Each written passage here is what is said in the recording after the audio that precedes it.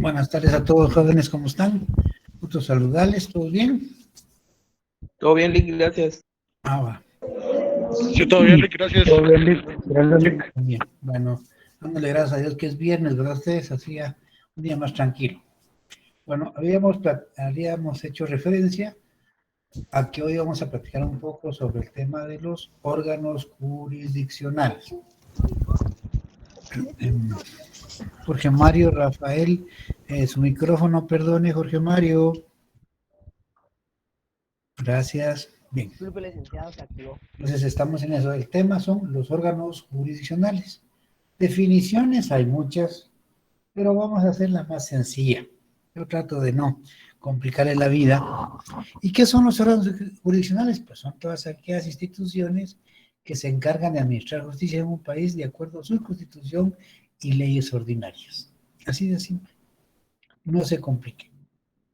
Son todas las instituciones que administran justicia o que resuelven conflictos, si quieren poner, que resuelven conflictos en un país de acuerdo a su constitución y leyes ordinarias.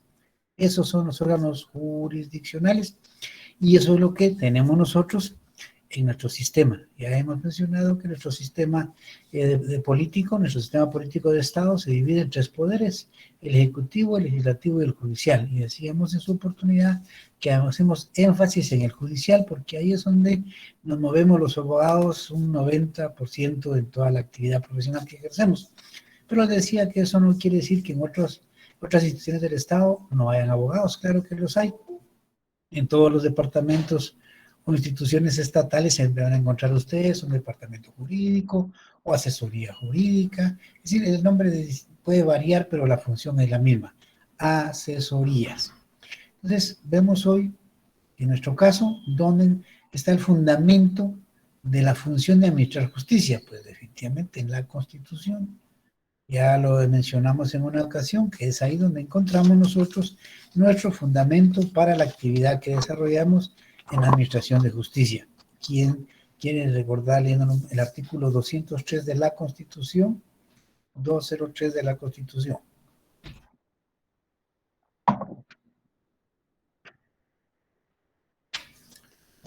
¿No tienen ánimos el día de hoy de leer un poquito? Con permiso, Lick. Es independencia del organismo judicial y potestad de juzgar. La justicia se imparte de conformidad con la Constitución y las leyes de la República. Corresponde a los tribunales de justicia la potestad de juzgar y promover la ejecución de lo juzgado. Los otros organismos del Estado deberán prestar a los tribunales el auxilio que requieran para el cumplimiento de sus resoluciones. Los magistrados y jueces son independientes en el ejercicio de sus funciones y únicamente están sujetos a la Constitución de la República y a las leyes, a quienes es que aquí está mal escrito, atenderán contra la independencia del organismo judicial, además de imponérseles las penas fijadas por el Código Penal. Se les inhabilitará para ejercer cualquier cargo público. La función jurisdiccional se ejerce con exclusividad absoluta por la ley Corte Suprema de Justicia y por los demás tribunales de la ley que la ley establezca. Ninguna otra autoridad podrá intervenir en la administración de justicia. Ahí está, Molek. Sí, gracias, Mariano. Ahí está claro, mire. ¿Quién le corresponde en nuestro medio? Al organismo judicial, la administración de justicia. Y esa es su definición sencilla. El organismo judicial se encarga de ¿qué? De administrar justicia, de resolver conflictos. ¿De acuerdo a qué? A la constitución política del país, o bien a un, ¿cómo le llaman esos cuando hay golpes de Estado? Cartas fundamentales del gobierno, que también les llaman, que crean temporalmente cuando se dan esos problemas en los países. Pero la norma general es que es de acuerdo a la Constitución y las demás leyes ordinarias que son creadas, como ya sabemos, por el organismo legislativo, o lo que es lo mismo, Congreso de la República. Y ese artículo 203 lo vemos complementado con el artículo 204. Carlos Alfredo Pérez nos ayuda Carlos Alfredo con el 204. Con gusto, Lick. Siempre de la Constitución, ¿verdad? Constitución, sí. Cuando cambiemos la ley, yo les aviso.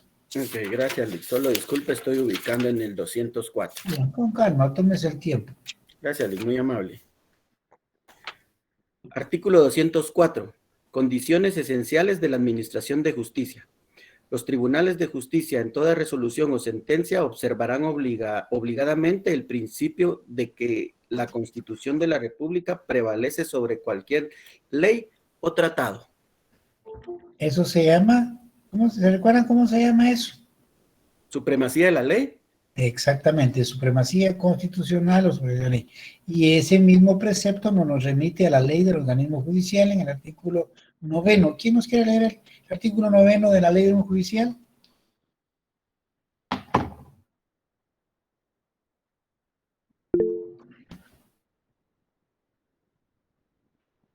A ver, Jamie. Artículo 9. Supremacía de la Constitución y jerarquía normativa. Los tribunales observarán siempre el principio de jerarquía normativa y de supremacía de la Constitución política de la República sobre cualquier ley o tratado, salvo los tratados o convenciones sobre derechos humanos, que prevalecen sobre el derecho interno. Las leyes o tratados prevalecen sobre los reglamentos. Carecen de validez las disposiciones que contradigan una norma de jerarquía superior. Muchas gracias, Jamie. Bien, ahora bien, pero ese precepto constitucional del artículo 203 también se traslada a la ley del organismo judicial. Ya mencionábamos que nosotros nos vamos a manejar y yo les rogaría que mantengan constante lectura a la ley del organismo judicial, ¿no? Repitiendo, no memorizarla desde luego, sino tengan lectura para tener presente. Y así nos vamos al artículo 51, sí, al artículo 51 de la ley del organismo judicial. ¿Quién nos ayuda aparte de Jamie? A ver, Jorge Mario, Rafael. A ver, nos ayuda con el artículo 5.1 de la ley del organismo judicial. Artículo 51. Organismo judicial. El organismo judicial, en ejercicio de la soberanía delegada por el pueblo, imparte justicia conforme la Constitución política de la República y los valores y normas del ordenamiento jurídico del país. Gracias, Jorge Mario. Yo espero que hayan llevado la lectura porque Jorge Mario tal vez le encargo, por favor, le vea su micrófono porque su volumen está muy bajo. Entonces tal vez hay alguna, porque así nos pasó en la clase anterior. Le agradezco, por favor. Y entre las funciones específicas las encontramos en el artículo 52, que le ruego, por favor, que le una su edite. Pero lo más importante que tenemos que tener presente hoy es que ese organismo judicial está administrado por la Corte Suprema de Justicia. Fíjense eso. El organismo judicial está administrado por la Corte Suprema de Justicia. ¿Y quién ejerce ahí la representación? El presidente del organismo judicial. Y en el artículo 54 encontramos varias de las funciones, algunas ya están derogadas, pero veamos el inciso A, quiero que leamos el inciso A, de momento solo el inciso A del artículo 54 de la Ley del Organismo Judicial. ¿Quién me ayuda, por favor? 5.4. A ver, Roberto. ¿Puedo ayudarle, licenciado? Bien, Marjorie. ¿Me escuchamos, Marjorie? Gracias. Inciso A. Ser el órgano superior de la administración del organismo judicial. Facilito, ¿verdad? Así de simple. Entonces no se les olvide que eso es el organismo judicial, es el que se encarga de la administración de justicia. Ya lo mencionamos también el otro día cuando leímos el artículo 57. ¿Lo recuerdan el 57? ¿O quién me ayuda con el 57 para que lo tengamos fresco para seguir con el tema? 57. 57. ¿Quién ayuda, por favor? Yo. A ver, Elsa. 57, justicia. La función jurisdiccional se ejerce con exclusividad absoluta por la Corte Suprema de Justicia y por los demás tribunales establecidos por la ley, a los cuales corresponde la potestad de juzgar y promover la ejecución de lo juzgado. La justicia es gratuita e igual para todos, salvo lo relacionado con las costas judiciales, según la materia en litigio. Toda persona tiene libre acceso a los tribunales para ejercer sus acciones y hacer valer sus derechos de conformidad con la ley. Gracias, Elsa. Entonces no se les olvide. La función del organismo judicial es administrar justicia. De acuerdo a que, ya lo mencionamos, a la Constitución y nuestras leyes comunes o leyes ordinarias.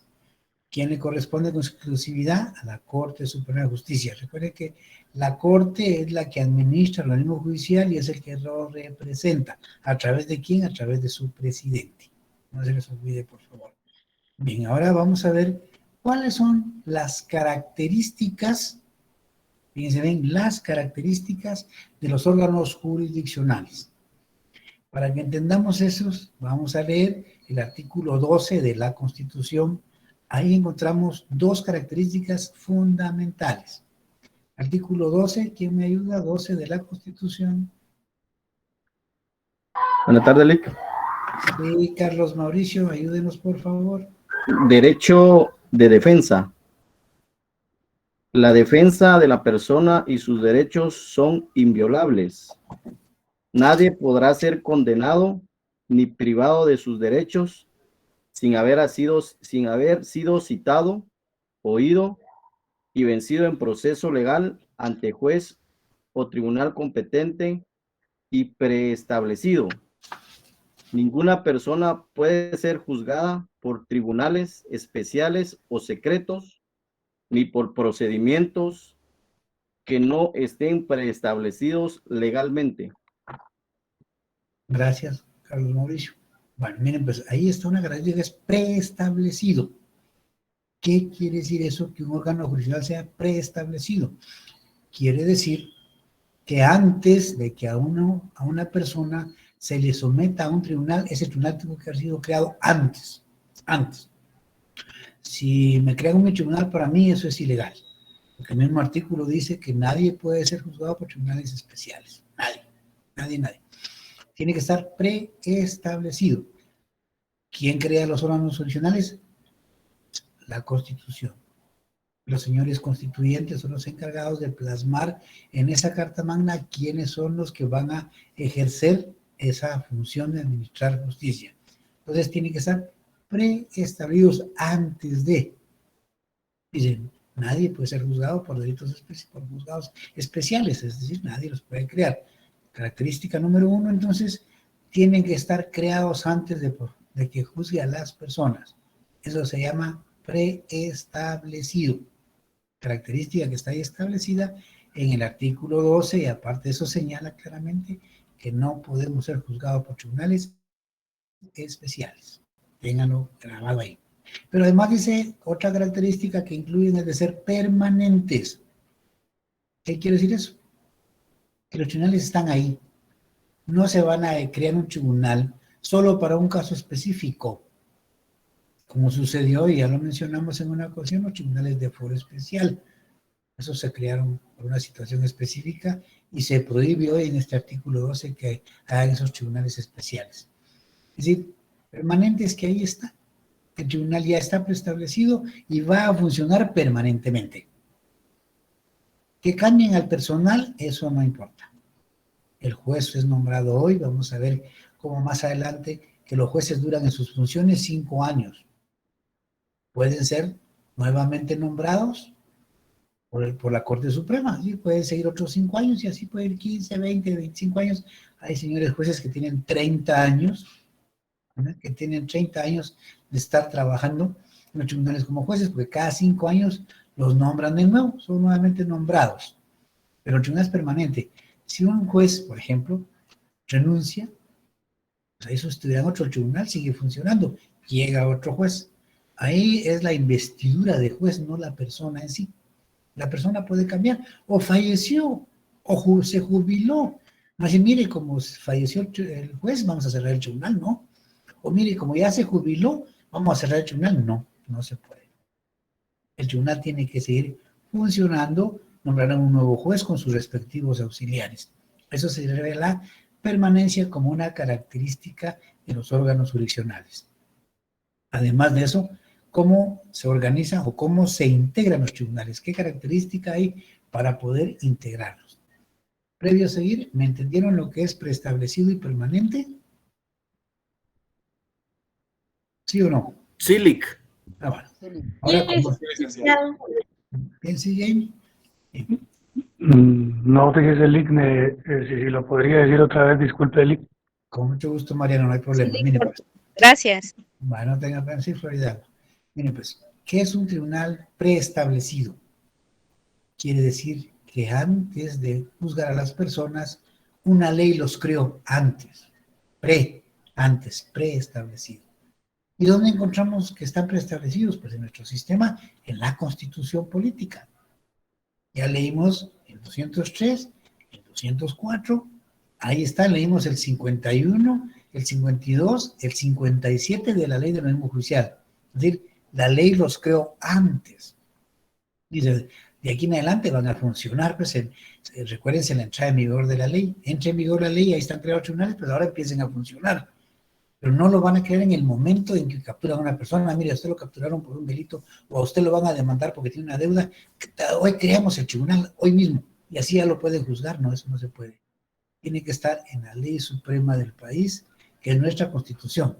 Yo les mencionaba, pues, que en el caso de los gobiernos de facto o gobiernos de hecho, pues ellos tienen sus estatutos fundamentales o cartas de gobierno que le llaman, pero aún ahí, que son documentos creados por esos movimientos que son ilegales, aún ahí están justificados los tribunales. Antes, antes de juzgar a las personas hay que crear un tribunal. Si no, no tienen por qué crear un tribunal en el momento. Ese es preestablecido. La palabra pre les dice antes. Nadie puede ser juzgado por un tribunal especial o secreto que se cree en el momento. Nadie. La Constitución es clara en el artículo 12 cuando se refiere al derecho de defensa, y es una defensa para el ciudadano que no le vaya a crear un tribunal en el momento para que lo juzgue. No, tiene que estar preestablecido. ¿Sí me entiende lo preestablecido? Para que veamos lo permanente. Mariano.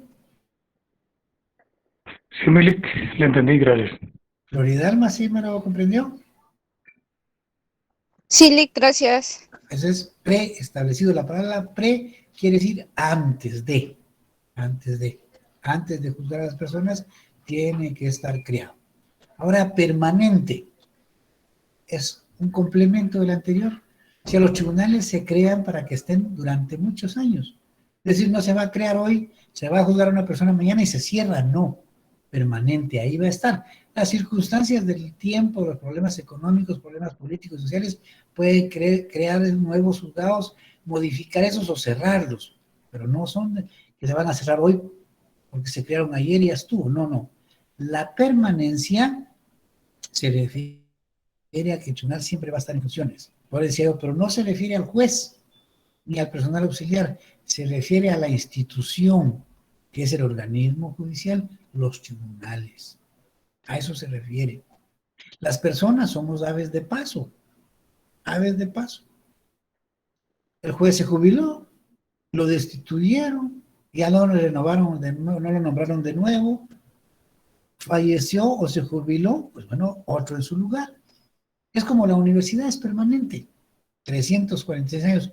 Imaginen ustedes que se murieron los profesores y cierran. No, ¿verdad? Eso no es posible. Pues sustituyen otros profesores, como cuando yo me jubile o me muera, me vaya. De ahí alguien de ustedes me va a sustituir. La universidad es permanente, iguales son los tribunales, son permanentes. Las personas llegan, ocupan el cargo, 5 años los jueces, los magistrados también 5 años, los jueces pueden ser nombrados de nuevo, o los magistrados pueden ser electos de nuevo, como vamos a ver más adelante. A eso se refiere la permanencia. Siempre está el tribunal. Ustedes llegan, mire, el juez es fulano de tal. Ah, bueno. Pero al mes siguiente ya no está. ¿Y qué pasó con el juez? Primero se jubiló. No, mira, renunció. O ya no lo nombraron. Se terminó su periodo. Pero el tribunal sigue funcionando. Ya hay otro juez y sigue funcionando. Eso se refiere a la permanencia. ¿Ahora sí me entendió, Mariano? ¿Floridalma? Sí, Lick, gracias. ¿Mariano? Sí, Lick, ahí estamos. Y eso yo les digo que tiene su fundamento ahí en ese artículo 12 de la Constitución. Ahí está claro en cuanto a estas características que señala para los órganos jurisdiccionales. Y también el programa nos señala como otra característica la forma en que se integran. ¿Cómo se integran los tribunales? Bueno, hay muchos procedimientos que se han utilizado en la historia y procedimientos en distintos países. Por ejemplo, vamos a mencionar el sistema de elección popular. Perdón que dice ahí, apuntó algo. Yo a la clase perdí sus apuntes. Bueno, pónganse de acuerdo y conversar. Bueno, decía que la elección popular. ¿Qué sucede con este sistema de elección popular? Es decir, la persona que quiere ser juez o quiere ser magistrado, pues hace propaganda como cualquier candidato a diputado o alcalde o presidente. Así sale el candidato a juez o magistrado para que la población vote por él. Ese sistema se utilizó en Guatemala en las épocas del José Rufino Barrios, el reformador. En el año de 1871, ese era el sistema de elección. No funcionó, lógico, ¿verdad? Porque somos un país atrasado. Imagínense ustedes si lo somos hoy, en 1871, más de 100 años, imagínense. Los pueblos alejados, sin carreteras o con malas carreteras, sin información, sin transporte, sin radio, sin noticias, ni televisión, nada. ¿Qué podía saber una persona de un candidato que quería ser juez o quería ser magistrado? El sistema fracasó. Pero es un sistema que se utilizó en Guatemala. Se utilizó en Guatemala el sistema de la elección popular. Otro sistema que se ha utilizado en nuestro país es el nombramiento por el Ejecutivo. O sea, el organismo ejecutivo ha nombrado a los jueces y a los magistrados. Se dan más que todo en los gobiernos de facto, los gobiernos de hecho. Pero ¿qué sucede cuando el organismo legislativo es el que se encarga, el ejecutivo, perdón, se encarga de nombrar a los jueces y magistrados? ¿A quién va a poner ahí? Pues va a poner a la gente que le es afín, que le va a ayudar, que es incondicional, que le va a apoyar. A eso se refiere, como lo estamos viendo hoy con los problemas que se dan en la actualidad en la Administración de Justicia y especialmente en el Ministerio Público. Eso sucede. Es un sistema que se ha dado y a ellos les ha funcionado porque les ha protegido cuando hay que juzgarlos. Si lo nombran es porque saben de antemano que cuando tengan un problema, ahí van a terminar, van a recurrir a él y ahí se acabó, no hay ningún problema. O sea, lo que era un problema ya no es un problema, porque ese sistema de que el organismo ejecutivo lo nombre es para protegerse. Ojalá que no vuelva ese sistema a Guatemala porque es nefasto. Ese es el sistema en que el ejecutivo nombra. Pero también hay un sistema en que el honorable Congreso de la República, el organismo legislativo, también nombra. En la actualidad ya no nombra. Se crearon lo que se llaman las famosas comisiones de postulación. Ahorita en las noticias ustedes están escuchando una comisión de postulación para presentar una nómina de 6 candidatos al presidente de la República y elija entre esa nómina de 6 a quién va a sustituir al actual fiscal general. Esas comisiones de postulación que se dan también en la Corte Suprema de Justicia. Pero antes de que veamos eso, le vamos a dar una leidita al artículo 207 para que veamos, estamos en el nombramiento de jueces y magistrados, en las formas que se han dado. Vamos a ver los requisitos que se necesitan. Veamos el 207 de la Constitución. 207.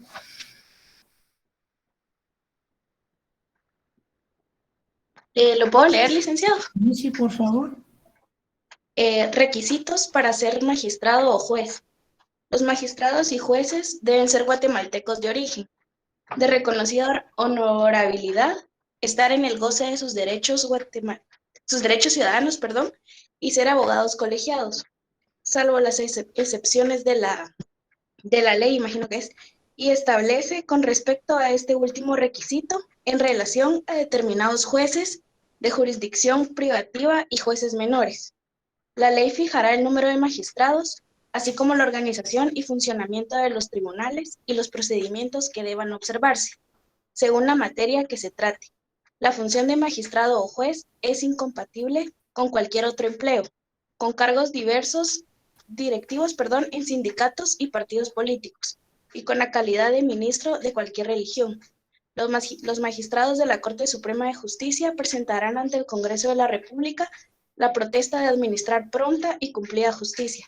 Los demás magistrados y jueces le presentarán ante la Corte Suprema de Justicia. Gracias por la colaboración ahí. Bien, entonces, que se les quede, Frida fue la que nos ayudó, ¿verdad? Bueno, gracias. Sí, licenciado. Gracias, Frida. Bien, como ustedes deben tener presente, para ser juez o magistrado en Guatemala, tiene que ser abogado, colegiado, y requisitos que llenan en cada momento, por lo menos, para ejercer el cargo de magistrados, 4 años de ejercicio de la profesión, para ser magistrado de sala de apelaciones, magistrado de la Corte Suprema de Justicia. Y eso es lo que vamos a ver en esto. Pero ténganse en mente que por lo menos, para ser juez, tiene que ser abogado. Hay una excepción, pero es que antes, en los pueblos lejanos de la ciudad, no habían abogados por allá y tampoco se iban para ir a ejercer la función de jueces, ¿no? Eran estudiantes de derecho que aceptaban irse a trabajar de jueces fuera de acá. Y antes de esta constitución eran los alcaldes municipales los que ejercían la función de juez. Imagínense ustedes un juez siendo una persona sin conocimientos de derecho, ¿qué podía resolver? Si para ser alcalde, ¿qué requisitos son? Que sea mayor de edad y que sepa leer y escribir.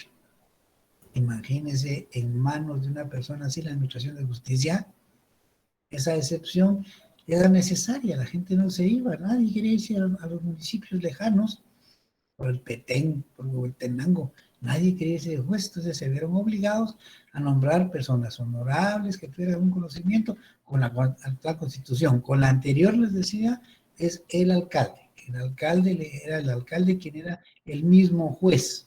O sea que si estamos más o menos hoy, imagínense en qué tiempo estábamos re mal en las manos de un alcalde de la administración de justicia. Pero, disculpe. Sí, Carlos. Disculpe, respecto a este artículo de 107, solo en el tercer párrafo donde dice que la función de magistrado o juez es incompatible. En ese párrafo, no sé si lo estoy interpretando mal, pero se refiere a que a estos jueces no pueden optar o tener otro cargo público, no pueden ser integrantes de algún sindicato o de partidos políticos. ¿Así es como se interpreta, Lic, o tal vez estoy mal? Así es, así como está diciendo usted, está claro. Así es, usted no puede, es juez, es magistrado, no puede formar parte de ningún partido político, ni si no. Usted va a administrar justicia independiente, es una garantía para los ciudadanos, garantía, escúchenlo bien, garantía de que no va a haber interferencias en su función. Si usted forma parte de un partido político, pues tiene intereses en ese partido. Y si usted llega a ser juez, pues llega a un problema de ese su partido al que usted participa, usted simpatiza y está con ellos, usted los va a ayudar. Ahí se pierde la parcialidad. Ya no actúa correctamente. Usted imagínese miembro de un sindicato. Imagínense que se disponen a suspender la administración de justicia y paralizan el país, o por lo menos tribunales, un grupo de tribunales cierra porque el sindicato decidió hacerlo y el juez es sindicalista, imagínense eso. Ya por eso es muchas gracias. Incompatible, ¿no? Ahí está claro, Carlos Alfredo, usted lo correctamente, no se puede. Gracias. Ahora bien, decíamos entonces que en el sistema nuestro es a través de las comisiones de postulación. ¿Dónde encontramos eso? Pues leamos el 208, creo que ahí empezamos. Veamos el 208, si no vemos el 214. Pero bueno, veamos el 208 primero, creo que ahí es donde empiezan las comisiones de postulación. ¿Puedo ayudarle, licenciado? Perdón, solo voy a... Sí, Johnny dice que el Ejecutivo... Perdón, solo un momentito. Sí, Johnny, algo preguntó Johnny, le doy la palabra, después seguimos. Johnny. Sí, buenas tardes, perdone, fíjese que aquí me confundí un poquito, ¿verdad? Porque usted estaba hablando sobre las características, pues, o sea, la forma de cómo se integra. Y yo escuché que había dicho que, o sea, que el Ejecutivo es el que nombra, o sea, cómo está integrado esto. Bueno, vamos a retornar, a regresar un poquito de antes de que nos ayuden ahí. Vea, pues lo que sucede es que estamos hablando de cómo se han integrado en nuestro país los tribunales.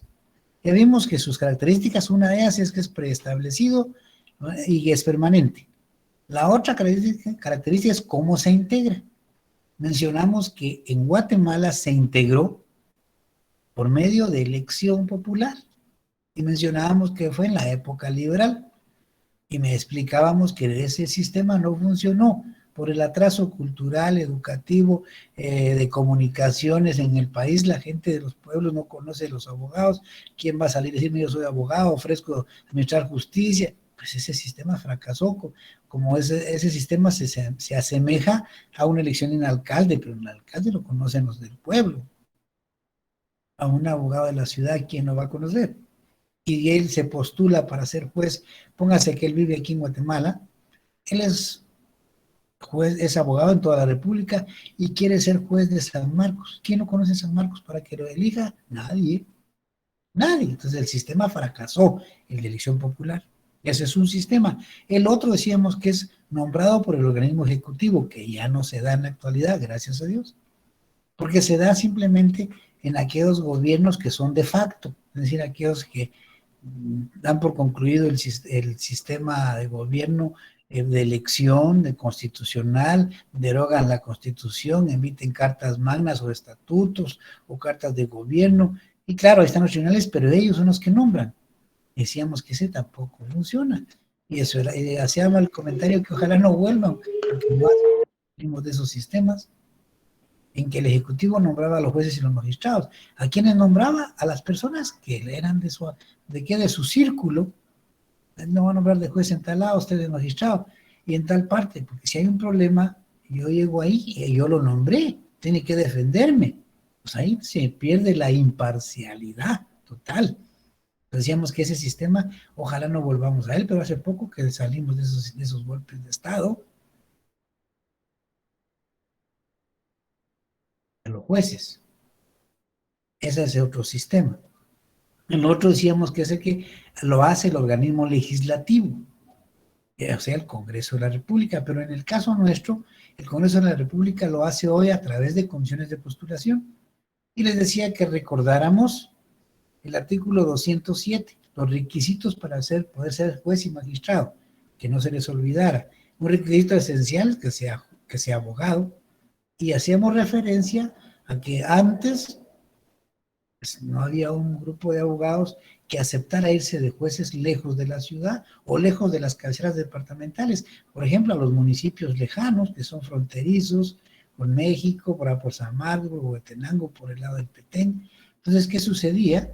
Que se nombraba a una persona que viviera allá y que o fuera estudiante de Derecho, o por lo menos tuviera conocimientos básicos para poder administrar justicia, que es una función muy delicada, muy importante para el país. Y le hacía la referencia que en la Constitución anterior a esta, el juez era el mismo alcalde. Y eso era nefasto para los pueblos. ¿Por qué? Porque ¿qué requisitos era necesario para ser alcalde? Mayor de edad y saber leer y escribir, nada más. Y sigue igual. O sea, para ser alcalde no necesita haber cursado ni siquiera la educación primaria completa, basta con que aprendió a leer y escribir y tenga 18 años. Y le decía yo que en esa constitución anterior, la misma le otorgaba a los alcaldes la función de ser jueces en sus pueblos. Si apenas sabían escribir, ¿qué sabían ellos de la Constitución? ¿Qué sabían de la ley judicial? ¿Cómo iban a aplicar el Código Civil si no lo conocían? Pues era un atentado eso, que en unas manos de una persona sin conocimientos, de nada, imagínense, de nada, estuviera la administración de justicia. Entonces decíamos, ese sistema esperamos que no vuelva, Pero hoy decíamos que es el organismo legislativo, o lo que es lo mismo que hace la República, que lo hace a través de las comisiones de postulación. Pero para entender las comisiones de postulación, le decía que leyéramos otros articulitos, como por ejemplo, leamos el 208 en la Constitución, leamos el 208. A ver quién nos ayuda con el 208, quién nos sabía, nos iba a ayudar. ¿Alguien nos iba a ayudar? Si quiere lo ayudo yo, Lick. Vale, ayúdenos, por favor. ¿Quién nos iba a hablar? Elsa. Artículo 208, periodo de funciones de magistrados y jueces. Los magistrados, cualquiera que sea su categoría, y los jueces de primera instancia durarán en sus funciones 5 años, pudiendo ser reelectos los primeros y nombrados nuevamente los segundos. Durante ese periodo no podrán ser removidos ni suspendidos, sino en los casos y con las formalidades que disponga la ley. Gracias, Elsa. Ahí está, miren, el periodo que les mencionaba. 5 años. Lo nombran como juez, o en el caso que vamos a ver, lo eligen al magistrado, recuerden esto, al magistrado de Corte de Apelaciones y de Corte Suprema lo elige el Congreso. 5 años. Lo puede reelegir a los 5 años, lleva 10, puede volver a hacerlo de nuevo, 15. Hay personas que han estado 20, 25, 30 años de magistrados, y hay jueces que han sido nombrados que también tienen 20, 30 años de ser jueces, cada 5 años. O sea, el periodo constitucional de un juez y de un magistrado es de 5 años. Que se les quede de una vez. 5 años duran sus cargos. Los jueces pueden ser nombrados de nuevo. Los magistrados pueden ser reelectos. La Corte no tiene obligación de nombrarlos de nuevo, ni el Congreso de reelegirlos de nuevo. Si una persona puede participar, lo eligen de magistrado para 5 años, y el otro periodo puede ya no participar o simplemente no lo reeligen. Una persona puede ser nombrada por la Corte Suprema de Justicia por 5 años, la Corte, si considera conveniente, lo vuelve a nombrar, o simplemente ya no lo nombra, o bien la persona que llegó al cargo no le interesa, y como consecuencia ya no pide que lo nombren de nuevo. Sí, me quiere hablar Jorge Mario, me quiere hablar y Marielos. Jorge Mario, ¿usted quiere preguntar algo? No, licenciado, no. Yo estoy claro con todo. Jorge Mario, fíjese que lo escuchamos, ¿no? O no sé si los compañeros le escuchan, pero yo no le escucho. Dice que no quiere preguntarle. Va. Yo Ve, sí si le quiero escuchan. preguntar, es que usted me habló como muy rápido y me quedé. Tengo que los jueces se pueden reelegir a cada 5 años y los magistrados, perdón. Sí, Marielos, mire Marielos, la recomendación que yo les dije es que no copien lo que estamos hablando. No estoy copiando, lo que solamente es un apunte nada más. No, por eso les dije que mirar el artículo 208 de la Constitución. ¿Usted tiene su Constitución, Marielos? No puedo comprarla. No, pero la puede ver en el teléfono. Bueno, perfecto, voy a buscarla. Entonces, mire, si usted lee el 208, no necesita copiarlo, porque ahí en ese 208 dice que el periodo de jueces y magistrados es de 5 años. Ok, muchas gracias. Los jueces pueden ser nombrados, terminó los 5 años, pueden ser nombrados por otros 5 años. Termina esos 5 años, puede volver a nombrarlo de nuevo. Y decíamos que el magistrado es electo por 5 años, elección, es lo que donde vamos, que lo elige el Congreso de la República. Termina ese periodo, pueden volver a elegir, es una reelección. Y así él lo puede hacerlo, pretender estar ahí 15, 20, 30 años. Pero el Congreso no tiene obligación de reelegirlo cada 5 años, no, si quiere lo reelige, si no ya no. La Corte, que vamos a ver en un momento, que es la que me nombra a los jueces, si quiere lo nombra de nuevo y si no ya no. A eso me refiero, pero lo que tengan que tener claro ustedes es que el periodo normal u ordinario, como le llamamos nosotros, de 5 años. 5 años. ¿Sí, María? Gracias, Lick. Va, Emerson, ¿quiere hablar Emerson? Sí, licenciado, fíjese que no me ha quedado claro la diferencia entre un juez y un magistrado. Ya vamos a ver, eso es lo que vamos a ir viendo, y es lo que, por eso estamos en los órganos nacionales, porque ahí vamos a explicar qué diferencia entre cada uno. No se me adelante, Emerson. Muchas gracias. El Congreso se encarga de elegir a los magistrados y la Corte Suprema a los jueces, ¿verdad? Eso es lo que vamos a ver en un momento. ¿Quién más quiere hablar? Jorge Mario. No, Lick, no quiero hablar. No, bien. Gracias, Jorge Mario. Bueno, entonces quedemos en esto, miren, pues quedemos en que el Congreso elige magistrados. La Corte nombra jueces. Ahí estamos. ¿Está claro? ¿Hasta ahí sí estamos claros? ¿Sí o no? Claro, Lick. Va, ahora veamos entonces dónde se faculta a la Corte para nombrar jueces. Leamos el artículo. Emerson, ayúdenos ahí con el 209 de la Constitución. Estamos en la Constitución. Perdón, Lick, vengo manejando, solo le voy escuchando. Bueno, a ver quién nos ayuda entonces. ¿Anaí? Jamie. Artículo 209. Licenciada, buenas noches. ¿Puede leer el artículo 209? Dejemos a Jamie y usted nos va a ayudar con otro que sigue. Gracias, Víctor Hugo. No, por favor. Artículo 209. Nombramiento de jueces y personal auxiliar. Los jueces, secretarios y personal auxiliar serán nombrados por la Corte Suprema de Justicia.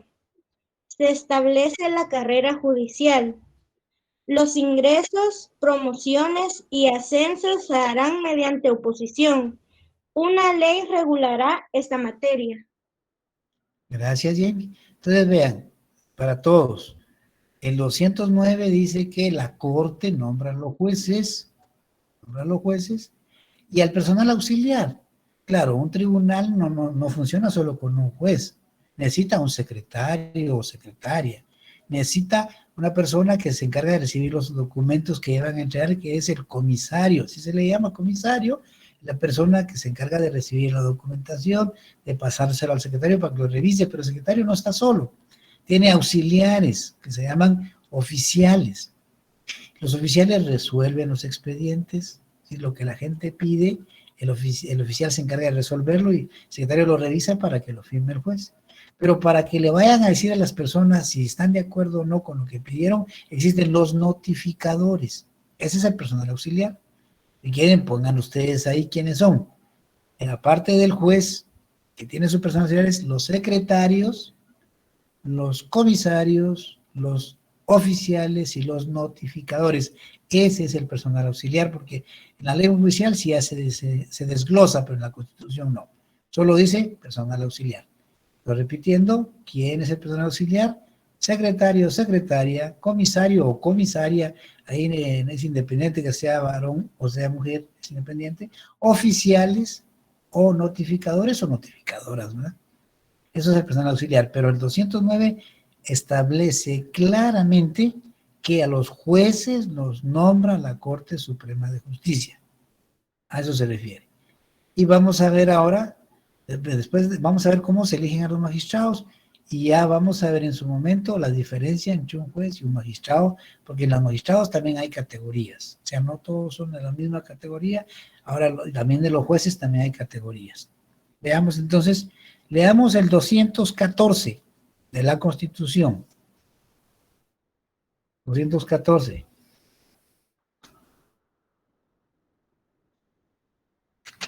¿Quién me ayuda? Con gusto, Víctor Augusto me ayuda. O Fernando, Fernando. Bueno, Lick, gracias. Integración de la Corte Suprema de Justicia. La Corte Suprema de Justicia se integra con 13 magistrados, incluyendo a su presidente, y se organizará en las cámaras que la misma determine. Cada cámara tendrá su presidente. El presidente del organismo judicial lo es también de la Corte Suprema de Justicia, cuya autoridad se extiende a los tribunales de toda la República. En caso de falta temporal del presidente del organismo judicial o cuando conforme a la ley no pueda actuar o conocer, en determinados casos, lo sustituirá los demás magistrados de la Corte Suprema de Justicia en orden de su designación. Gracias, Fernando. Entonces, dice, se les quede, ¿cómo se forma la Corte Suprema de Justicia, que es el tribunal máximo de nuestro país en administración de justicia? 13 magistrados. Escuchen eso, 13 magistrados. Presidente y 12 vocales. El presidente dura en sus funciones 1 año. Al año hay que sustituirlo por cualquiera de los otros 12 más. Que se les quede. Corte Suprema de Justicia, 13 magistrados. Uno es el presidente, que lo eligen entre todos los 13, y los otros 12 son vocales, que van del 1 al 12º. El presidente es en cualquiera de ellos el presidente, ¿no? Lo cambian al año por otro de ellos mismos, y así se va. A la actualidad se dio el problema de que ya pasaron 2 años y no se ha elegido una nueva corte, por los problemas que ustedes se habrán enterado en las noticias. Entonces, en la actualidad, la presidenta de la corte ya lleva más de 2 años de ser presidenta. ¿Por qué? Porque no se ha electo una corte, o sea que no se ha cumplido con la disposición constitucional. Pero lo importante acá es que se les quede Corte Suprema de Justicia, son 13 magistrados, un presidente y 12 vocales. ¿Cómo se eligen? Veamos el 215. Ahora sí, Víctor Augusto, hoy sí nos da ayuda usted. 215. Sí, artículo 215. Elección de la Corte Suprema de Justicia. Los magistrados de la Corte Suprema de Justicia serán electos por el Congreso de la República para un periodo de 5 años, de una nómina de 26 candidatos propuestos por una comisión de postulación integrada por un representante de los rectores de las universidades del país, quien la preside, los decanos de las facultades de Derecho o Ciencias Jurídicas y Sociales de cada universidad del país, un número equivalente de representantes electos por la Asamblea General del Colegio de Abogados y Notarios de Guatemala y por igual número de representantes electos por los magistrados titulares de la Corte de Apelaciones y demás tribunales a que se refiere el artículo 217 de esta Constitución. La elección de candidatos requiere el voto de por lo menos las 2/3 partes de los miembros de la comisión. En las votaciones, tanto para integrar la comisión de postulación como para la integración de la nómina de candidatos, no se aceptará ninguna representación. Los magistrados de la Corte Suprema de Justicia elegirán entre sus miembros, en el voto favorable de las 2/3 partes, al presidente de la misma, el que durará en sus funciones 1 año y no podrá ser electo durante este periodo de la Corte. Bien, gracias, Víctor Augusto. Fíjense bien, dice una comisión de postulación. ¿Cómo se forma una comisión de postulación? Ahí dice que, primero que nada, la forma un representante de las universidades del país. Uno, entre todos los rectores de las universidades, ellos eligen a uno. Ellos de común acuerdo eligen a uno, ahí está uno. Pero además de eso, de todas las facultades de Derecho participa su decano. En la actualidad, en la última elección habían 12, escuchen bien, 12 facultades de Derecho en el país. Entonces son 12 decanos. 12 decanos, porque van a participar todos los decanos. Pero nosotros, cuando ustedes se gradúen, como el caso que estoy ahorita yo, cuando nos graduamos, nos inscribimos en el Colegio de Abogados. Ahí estamos todos inscritos. Nos dan un número, como nos vamos graduando, el número 1, número 2, así va. La numeración que viene desde 1944, ahorita la numeración va llegando como a 40,000 abogados que se han graduado en todas las universidades. La asamblea de los que estén activos, que quiere decir que estén activos, que estén al día en sus cuotas y que estén ejerciendo la profesión en cualquier lado, como jueces o como magistrados o como abogados litigantes o como defensores, o sea, todos los que están inscritos en el colegio como abogados forman la Asamblea General del colegio. La Asamblea General tiene que elegir a 12 también, igual que los decanos. Fíjense en eso.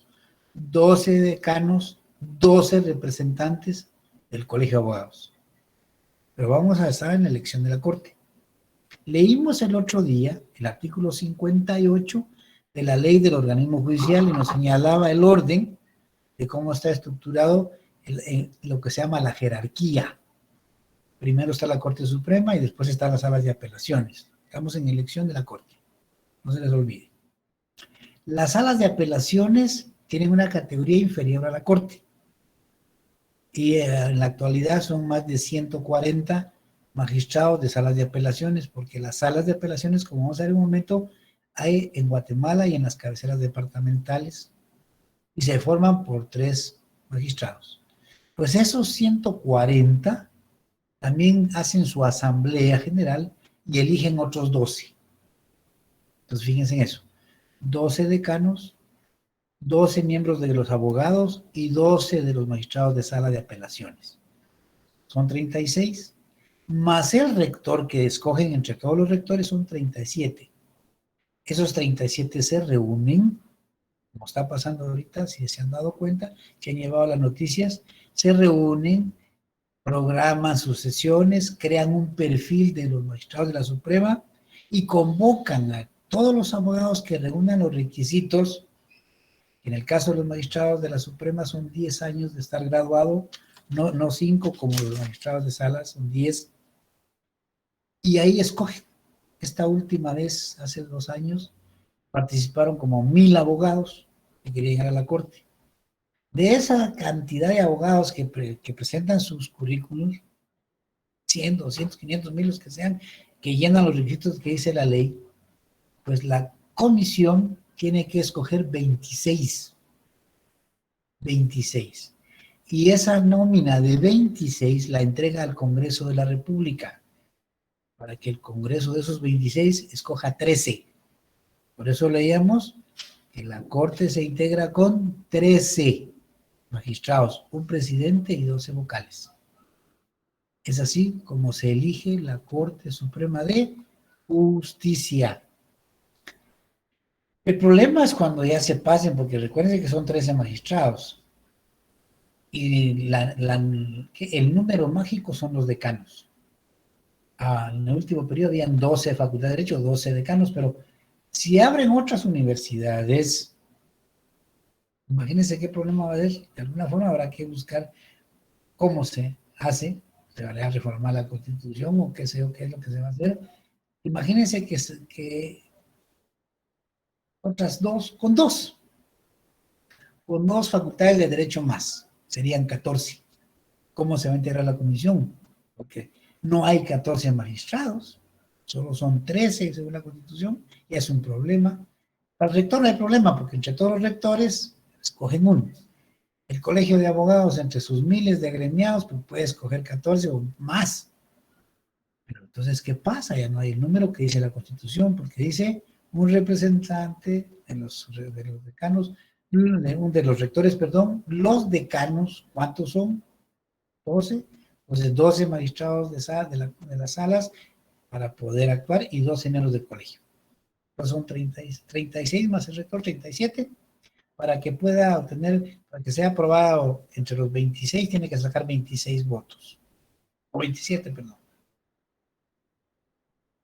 ¿Qué va a pasar cuando sobrepasen las facultades de Derecho al número de magistrados de la Corte? Ojalá que se encuentre una salida legal correcta.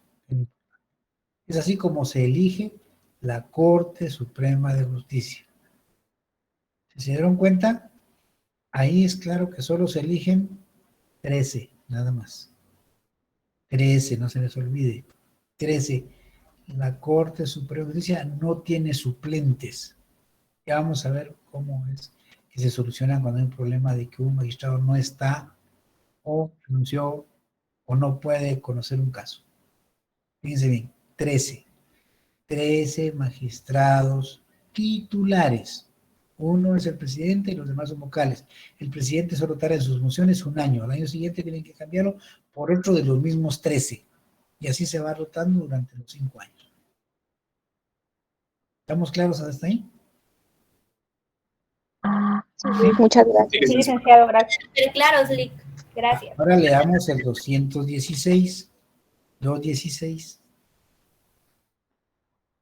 ¿Quién lee el 216? Estamos en la Constitución. A ver, Roberto. Buenas noches, Lic. El 216. Requisitos para ser magistrado de la Corte Suprema de Justicia. Para ser electo magistrado de la Corte Suprema de Justicia, se requiere, además de los requisitos previstos en el artículo 207 de esta Constitución, ser mayor de 40 años y haber desempeñado un periodo completo como magistrado de la Corte de Apelaciones o de los tribunales colegiados que tengan la misma calidad, o haber ejercido la profesión de abogado por más de 10 años. Pero, espérenme un momento, solo voy a ver algo acá en la Constitución. Ahí está. Entonces, ahí está claro. Para ser magistrado se requiere primero que nada tener 10 años de ser mayor de 40 años. Dicen, primero, mayor de 40 años. Si no tiene 40 años, no puede ser magistrado. Ahí está claro, dice mayor de 40 años. Un periodo como magistrado en la Corte de Apelaciones. O sea, que haya estado 5 años ejerciendo la función de magistrado de una sala de apelaciones. O bien, haber ejercido por más de 10 años, en forma liberal. Tiene su bufete, ya estuvo más de 10 años, puede aspirar. Requisitos para ser magistrado de la Corte, no se les olvide. 40 años de edad. Si tiene 39 no puede. ¿Que no los va a cumplir cuando ya va a tomar posesión? Si lo eligen, no. Tiene que tener el día en que presenta su expediente a la comisión de postulación, tiene que haber cumplido los 40 años. ¿Ya los cumplió? Muy bien. ¿Usted estuvo 5 años de magistrado de sala? Sí. Puede hacerlo. No, mire, no, yo no estuve magistrado de sala. Pero ya ejerció más de 10 años, sí. Va, entonces sí puede.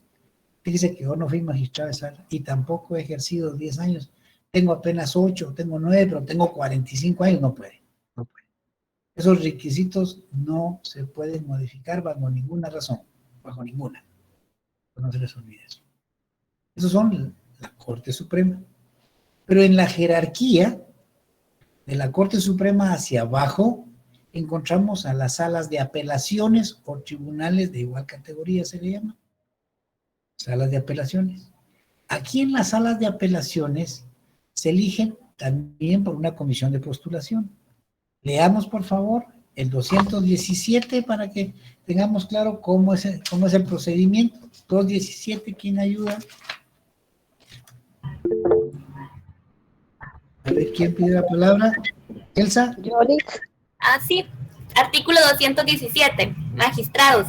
Para ser magistrado de la Corte de Apelaciones de los tribunales colegiados y de otros que se crearen con la misma categoría, se requiere, además de los requisitos señalados en el artículo 207, ser mayor de 35 años, haber sido juez de primera instancia o haber ejercido por más de 5 años la profesión de abogado.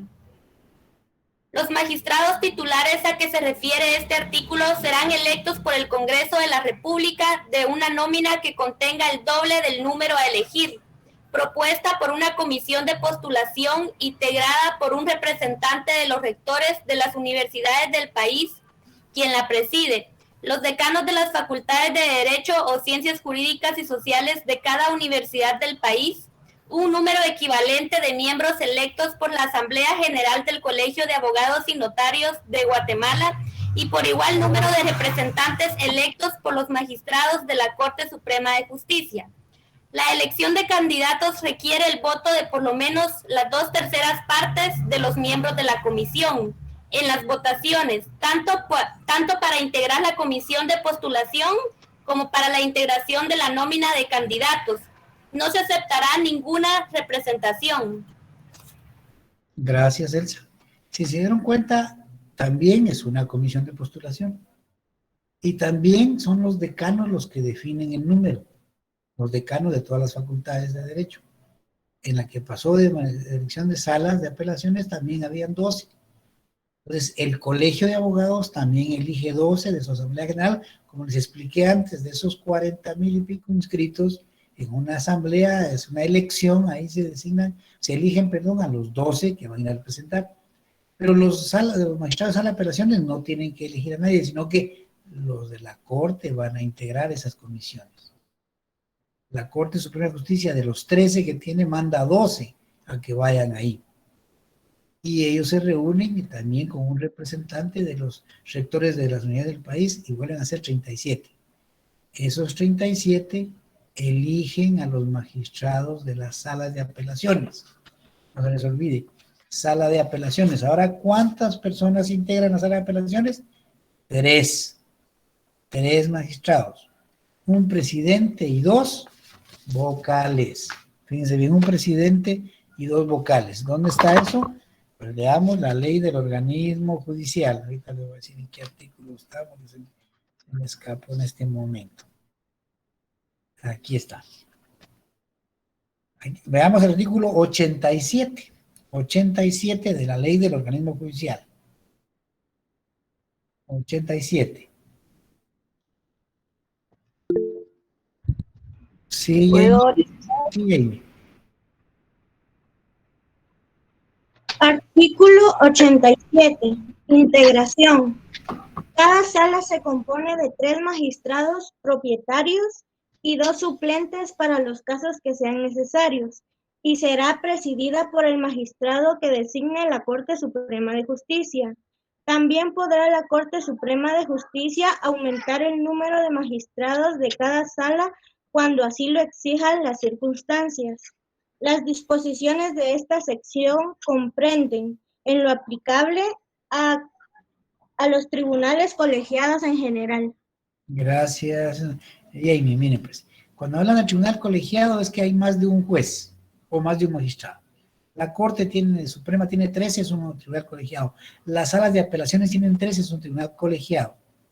Y por eso lo vamos a ver en otra clase, pero no se les olvide, cuando es unipersonal es una persona uno.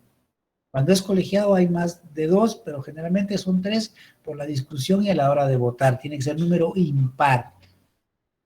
3, 5, 7, 9, 11, 13. Aquí las salas de apelaciones son 3, un presidente y 2 vocales. Y además hay 2 suplentes que sustituyen cuando alguien se enferma o sale del país o no puede conocer un caso, ya vamos a ver en qué caso no, cuando no puede, ahí están los suplentes que los llaman. Tiene 2, cada sala de apelaciones tiene 3 titulares, un presidente de vocales y 2 suplentes. Escuchen bien eso, 2 suplentes.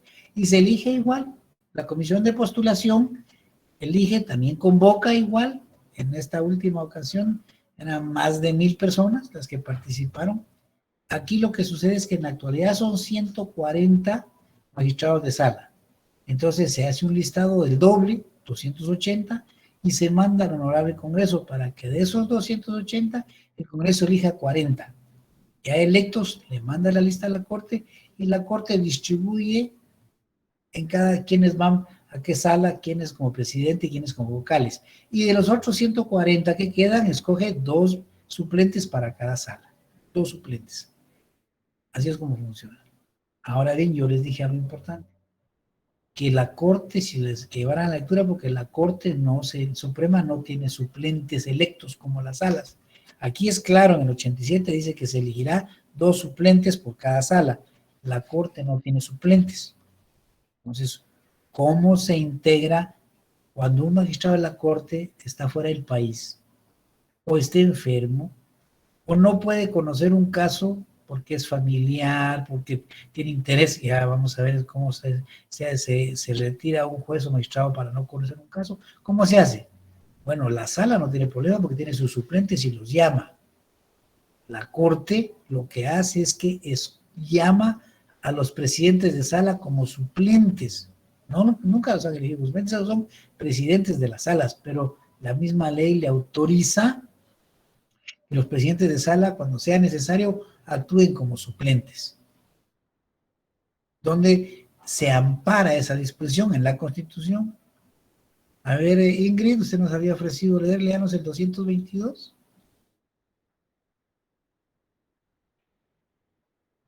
Sí, licenciado. Artículo 222. Así es, 222.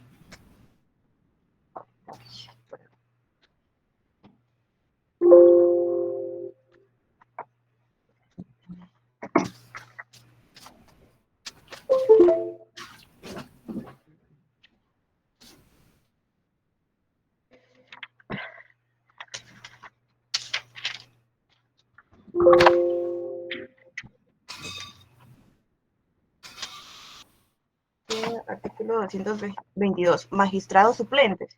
Ahí está. Los magistrados, gracias. Los magistrados de la Corte Suprema de Justicia serán suplidos por los magistrados de los tribunales a que se refiere el artículo 217 de esta Constitución, conforme lo disponga la ley del organismo judicial, siempre que reúnan los mismos requisitos de aquellos. Los magistrados de los tribunales a que se refiere el artículo 217 de esta Constitución tendrán como suplentes a los magistrados que con tal categoría haya electo el Congreso de la República. Los magistrados suplentes serán electos en la misma oportunidad y forma que los titulares de la misma nómina. Gracias, Ingrid. Entonces no se les olvide. Para integrar la Corte Suprema se crea una comisión de postulación. Y para elegir a los magistrados de sala o tribunales de igual categoría, también comisión. Ahí los que trabajan en doble son los pobres decanos porque están en las dos comisiones. Y a veces un día trabajan en la Corte, en la comisión de la Corte, y otro día en la comisión de la sala. Se dio una ocasión en que en la mañana tuvieron que trabajar en la Corte y 222, Jocelyn, y en la tarde en la sala, en la comisión de la sala. Los decanos participan en las dos comisiones. Esa es la elección que se hace a través del organismo legislativo. Ya vimos, elección popular, el nombramiento del Ejecutivo, el legislativo, la Corte ya mencionamos, ya leímos que nombra a los jueces y al personal auxiliar. De la otra forma en que se integra, por nombramiento del organismo judicial. En el caso actual ya mencionamos que la Corte Suprema elige a los jueces y personal auxiliar. Y leímos el artículo 209 donde se regula eso. Y el último procedimiento es el del concurso. El concurso, lo que sucede acá es que es lo que conocemos también como por oposición. Llaman a las personas que tengan conocimiento de derecho, especialidad en derecho, que tengan maestrías, que sean honorables, que sean probos, de experiencia, independientes. Se les examina los conocimientos jurídicos, se les hacen pruebas psicosométricas y ellos pueden aspirar a ocupar un cargo a través de esos procedimientos. En Guatemala se empezó ya ese sistema con la ley de la carrera judicial. Esperamos que un día sea realidad, como a través de la carrera judicial pueda establecerse unos mejores administradores de justicia. Esos son los 5 sistemas de integración de los órganos jurisdiccionales. Claro, magistrados de la Corte Suprema son 13, un presidente y 12 vocales. Si necesitan un suplente, los presidentes de sala de apelaciones llegan a ocupar como que fueran suplentes, pero ellos son presidentes de sala. Las salas tienen 3 magistrados, un titular y 2 suplentes. Ahí sí se eligen y 2 vocales, y ahí sí se eligen 2 suplentes para en caso de necesidad. ¿Hay dudas? Las vemos pues, para que las aclaremos, porque seguimos con este tema, porque es un poquito largo, seguimos la otra semana. Pero si hay dudas, es el momento que la podamos aclarar. ¿No? Todo bien. No, Liz, muchas gracias. Sí, Todo bien. Es un poquito el tema, ¿verdad? Y todo bien, está, gracias. Gracias, Liz, gracias. Todo bien. Entonces, lo dejamos hoy por ahí, nos vemos la próxima semana. Les deseo un bonito fin de semana, que la pasen bien, cuídense.